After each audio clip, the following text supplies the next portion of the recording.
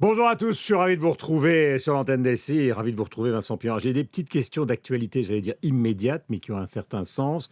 Et puis on va parler de la campagne européenne, évidemment, parce que c'est le cœur de l'actualité.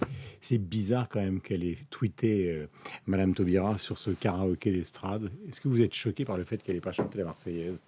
Je n'ai pas chanté, non, parce que beaucoup d'entre nous, je connais bien les élus, il y a ceux qui chantent bien, qui chantent moins bien, qui connaissent bien les paroles, donc on Enfin, là, elle se accompagne. justifie sur Facebook pendant... Je sais pas, je Elle n'ai est pas... attaquée par le Front National en pleine campagne européenne en disant que finalement, c'est plus important de se concentrer sur les questions de l'esclavage et de l'histoire que de chanter la Marseillaise. Karaoké d'estrade. Oui, mais je crois qu'il y a beaucoup de polémiques autour de la garde des Sceaux depuis le début. C'est une femme qui est profondément patriote, qui porte des valeurs, et je crois qu'on aurait Bah, c'est besoin d'un exactement ce que peu... conteste le Front National. Hein.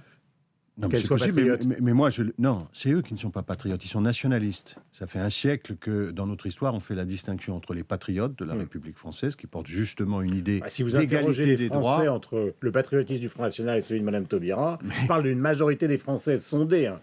C'est sûr, mais ça risque d'être une difficulté pour l'avenir, comme ça l'a été dans notre passé, dans des périodes sombres. Il faut faire une distinction qui a toujours été très importante entre les patriotes et les nationalistes, c'est-à-dire ceux qui ont une idée de la nation française selon sa tradition, c'est-à-dire une nation ouverte sur le monde, une nation qui proclame précisément que Donc c'est nous pas une sommes gaffe. tous égaux.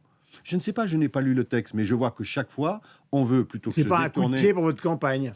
Je ne le crois pas du tout. Je crois qu'il y a la volonté de polémiquer et en particulier de la prendre toujours. Il faut voir quand même ce qu'elle a vécu dans la dernière année, de la prendre toujours comme objet de cette polémique. Ça permet d'ailleurs de ne pas parler du reste. Karaoké d'estrade pour la Marseillaise. C'est possible. Moi, j'ai envie de vous parler d'Europe et de vous non. dire que les positions du Front National sur lesquelles vous êtes sont très très dangereuses pour la France. Je reviens sur l'actualité, enfin l'actualité, j'allais dire immédiate. Hier, Alain Juppé finalement suggérait à l'UMP de sortir les Guénaud, Wauquiez.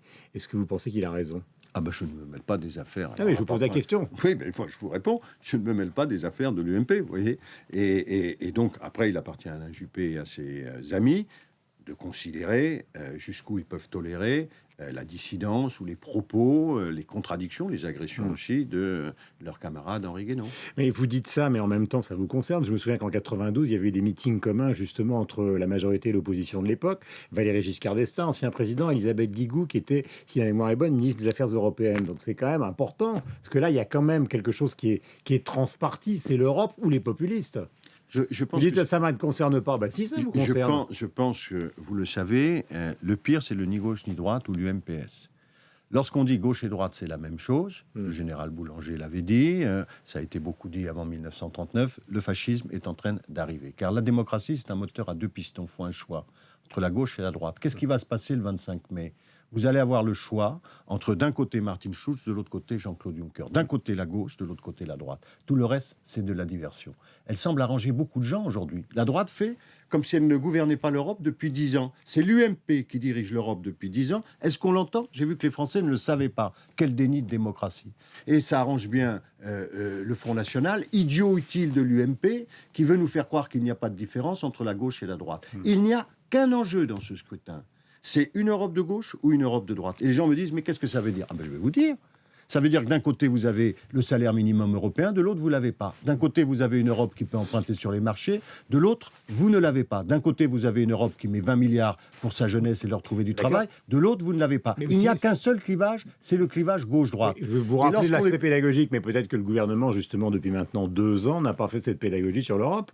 Qui a vu arriver, justement, ces alternatives que vous êtes en train de nous présenter? Nous sommes en train de le faire. D'accord. Nous sommes dans la campagne. Il y a une campagne municipale. Il y a une actualité nationale très forte, vous le voyez bien, avec les mesures économiques qui ont été prises. On a 3 semaines pour parler d'Europe. Ah oui. Faisons-le.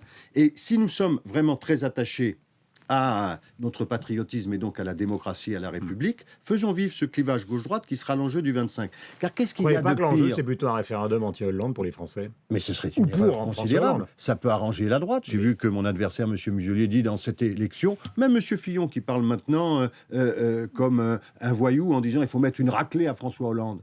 C'est absolument incroyable. C'est pas François Hollande qui est candidat le 25. C'est M. Schulz. Non, mais vous êtes ou en train de M. nous Juncker. expliquer.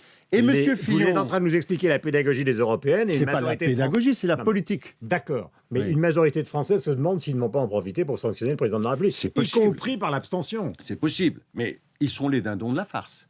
Parce que le 25, alors ils vont reconduire M. Juncker et la droite européenne dont ils se plaignent depuis 10 ans. C'est ce qui est masqué dans cette élection. Vous voyez bien que dans une élection, il y a de la vérité ou il n'y en a pas. Et aujourd'hui, tout le monde, en tout cas une grande partie des gens, veulent masquer le véritable enjeu. Le véritable enjeu, c'est est-ce que le 25, on sort, et c'est ça qui va sortir le 25, avec une majorité de gauche ou de droite. Et en plus, en France, C'est vraiment un voyou, Fillon. on a un point... Pardon ? C'est vraiment un voyou, Fillon. C'est pas la question. c'est Voyez, vous qui il l'avez s'est exprimé. Quand vous dites je vais mettre une raclée au président de la République, on a quand même l'impression pour un ancien Premier ministre de la République qu'il y a une petite baisse de niveau. Si c'est ça le débat politique français, oui, il y a un problème. On ferait mieux de parler de ces questions. Comment on sort du chômage ? Comment on finance l'économie européenne ? C'est la Comment on est question qui capable vous de est faire posée. C'est la question qui vous est posée depuis 2 ans. Non, c'est la question. Oui, mais depuis 2 ans, vous n'êtes pas rendu compte que le chômage des jeunes avait baissé ? Ça n'intéresse plus personne après des années de montée.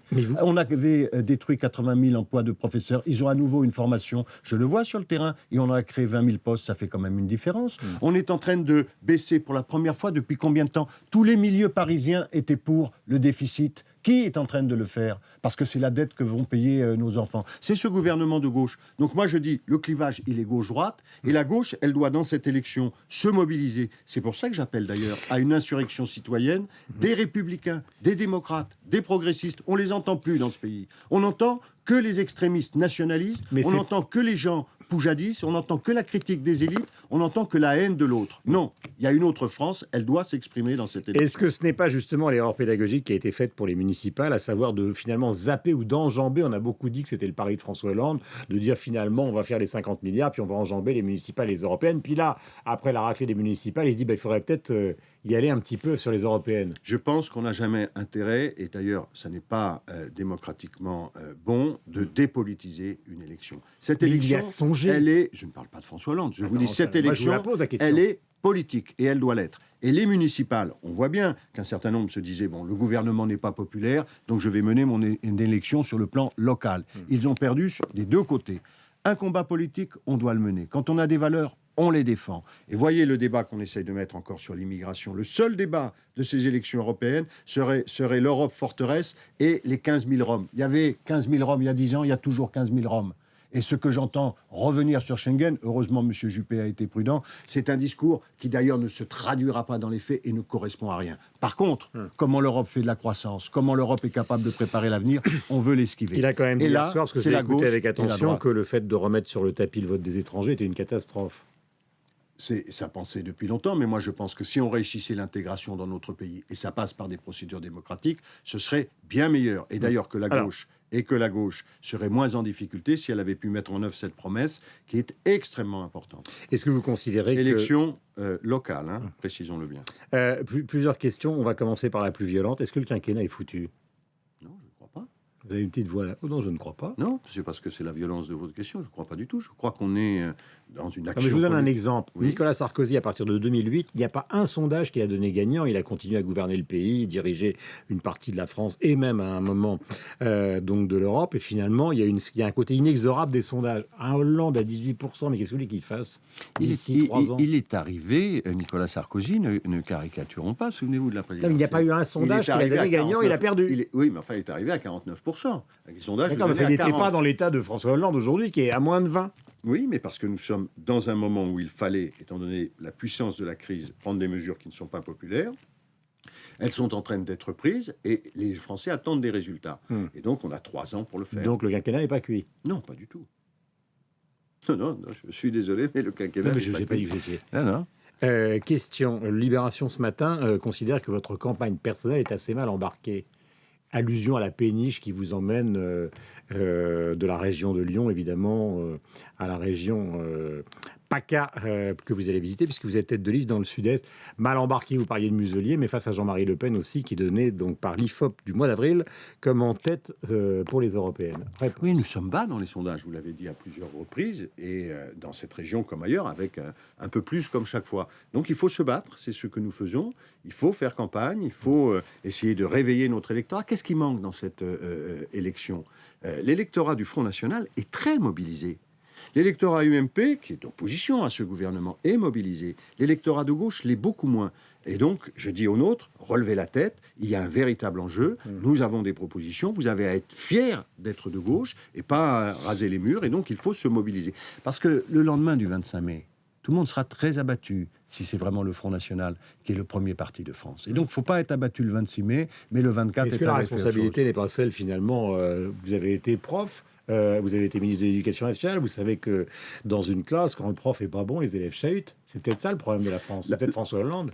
Le problème de la France, c'est que la responsabilité, c'est toujours l'autre. Et ce que moi, je vous dis, c'est François Hollande. Non, c'est donc l'autre, François Hollande. Pourquoi l'autre? C'est bizarre. Parce que chacun d'entre nous a le même droit de vote. Hein, c'est la démocratie. Donc chacun a un bulletin de vote et François Hollande, il n'en a qu'un dans l'élection européenne. Et donc, vous savez ce que disent les Républicains, pour faire la République, il faut des Républicains. Moi, je dis, pour faire l'Europe, il faut des Européens. Si vous croyez à rien, vous croyez plus à rien, vous ne le faites pas. Et donc, c'est chacun qui est responsable de ce qui va se produire. Quand les pensées extrémismes, le fascisme, le nationalisme le plus extrême, la xénophobie montent, c'est pas la faute des autres. C'est chacun d'entre nous qui est comptable de son comportement. Et le 25, il ne faut pas minorer ce qui peut se passer. C'est extrêmement important pour la suite de l'Europe. Il y a des gens qui pensent aussi que dans l'histoire, le bonheur s'établit pour des décennies. Ça n'est jamais arrivé. Dans l'histoire, les pages de bonheur sont des pages blanches, disait Hegel. Et on a déjà eu 50 ans de paix. C'est très rare, surtout sur notre continent. Donc l'Ukraine vous c'est un bien, évidemment, mais pas seulement l'Ukraine. La montée à nouveau de la haine de l'autre, je l'entends, je la vois, sur le territoire national français comme sur les autres territoires européens, bien sûr, elle m'inquiète. Les processus de délitement, on les voit venir. On ne peut pas dire qu'on ne le voit pas venir, celui-là. J'ai encore 3 questions, il nous reste 1 minute 30. Est-ce que vous considérez, puisqu'on parlait justement de ce contexte européen et de l'histoire, que Marine Le Pen est une fille, comme le dit Yves Gégaud, du national-socialisme? C'est-à-dire qu'il y a un lien direct idéologique, je parle évidemment pas elle, hein, mais un lien idéologique entre finalement le nazisme dans l'entre-deux-guerres et le Front National d'aujourd'hui. Tous ceux qui désignent en permanence comme explication de nos difficultés des boucs émissaires, un jour le juif, un jour le musulman, ce qu'elle ne cesse de faire, qui préconise la préférence nationale, qui fréquente d'ailleurs à l'étranger des gens qui portent ces idéologies, bien entendu, vient de cette famille. Et d'ailleurs, vous savez, dans ma région... le Front National et les nazis, dans ma région... Non, j'ai pas dit ça, mais j'ai dit qu'il y avait un lien très fort. Et dans ma région, j'ai affaire à qui? Il n'y a pas de nouveau Front National. Tête de liste, c'est Jean-Marie Le Pen. Et le numéro 3, c'est Bruno Gollnisch, qui a d'ailleurs été condamné pour révisionnisme à plusieurs reprises. Donc nous sommes face à des gens dont l'idéologie est très forte. C'est une idéologie de haine. Alors la dernière question est très simple. Est-ce que vous avez digéré d'avoir été écarté de ce gouvernement? Est-ce que vous n'avez pas le sentiment que cette réforme des rythmes scolaires sur laquelle, semble-t-il, Benoît Hamon revient, finalement a été torpillée par le président de la République? J'allais dire dans votre dos. Non, moi je pense qu'on est face à quelque chose que d'autres ministres, y compris de droite, ont dit. Nous sommes en grande difficulté scolaire, je n'ai cessé de le dire. J'ai porté le projet de la refondation de l'école de la République. Sont le temps scolaire, mais c'est la formation des enseignants, le numérique, la lutte contre le décrochage, tout ce que nous avons pu lancer. Mais il faut continuer pendant 5 ou 10 ans dans la même direction. Ils vous ont pas torpillé, ils vous ont pas envoyé en avant, ils l'ont pas torpillé par manque de financement, manque de communication sur cette réforme qui est partie trop tard finalement. Je ne peux pas dire que le pays ait de grandes facilités à faire des réformes, en particulier l'éducation, dont tout le monde convient qu'elles sont nécessaires. Mais là encore, je n'ai pas vu qu'un responsable. J'ai eu tout le monde contre moi. Un déchaînement médiatique invraisemblable de gens qui ignoraient d'ailleurs l'alpha et l'oméga du sujet, des syndicats qui pour certains bloqués, des parents d'élèves inquiets, une confusion générale. Donc tout le monde est pour. Tout le monde se prononce pendant des années, et puis au moment de passer à l'acte. C'est ce qui explique qu'on est les derniers dans le classement. Et donc, il n'y a aucune amertume? Non, aucune, mais il y a un souci. Persévérons, continuons, ne lâchons pas ce que nous avons mis en place. Il faut poursuivre toutes les réformes, parce que la formation des enseignants, c'est pas fini. La révision des programmes, ça ne fait que commencer. Le numérique, on est vraiment, et on a du retard. Donc tout ce que nous avons mis en place, lancé pendant 2 ans, il faut le poursuivre dans la durée. C'est ce que fait Hamon? Oui, bien sûr, c'est ce qu'il fait. Merci beaucoup, donc Vincent Payon, d'être venu ce matin. Je rappelle que vous êtes tête de liste pour les européennes et pour le Parti socialiste. C'est moi qui vous remercie. Dans la région sud-est.